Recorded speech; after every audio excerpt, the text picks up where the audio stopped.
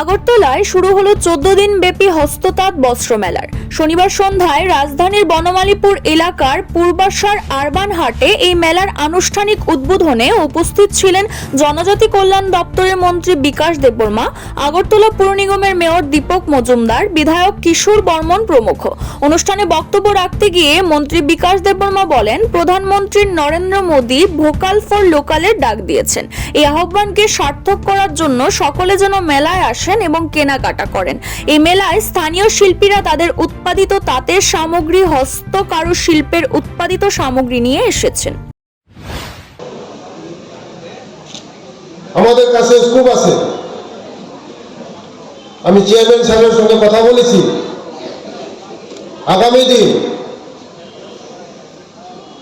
আমাদের যারা ক্লাস্টারে কাজ করছে তাদেরকে শুধু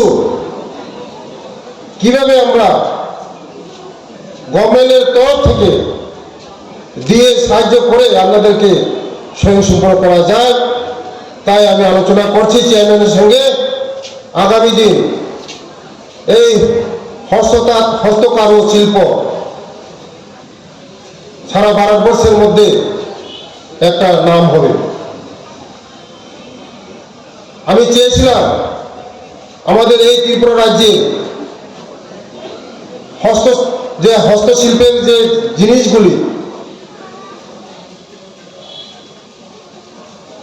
বোম্বে, কলকাতা, দিল্লি, গুয়াহাটিতে আমাদের নিজস্ব উৎসব করে আগামী দিন আমাদের ত্রিপুরা রাজ্যের যে শিল্পে আপনারা যে কাজ করছেন এই সামগ্রীগুলি নিয়ে বিশ্ব বাজারের দরবারে নিয়ে পোষার জন্য আমি চেষ্টা করব। আগামী দিন এই দপ্তরকে আরো এগিয়ে নিয়ে যাওয়ার জন্য আমি চেয়ারম্যানের সঙ্গে কথা বলে যা যা করার গভর্নমেন্ট তাই করব।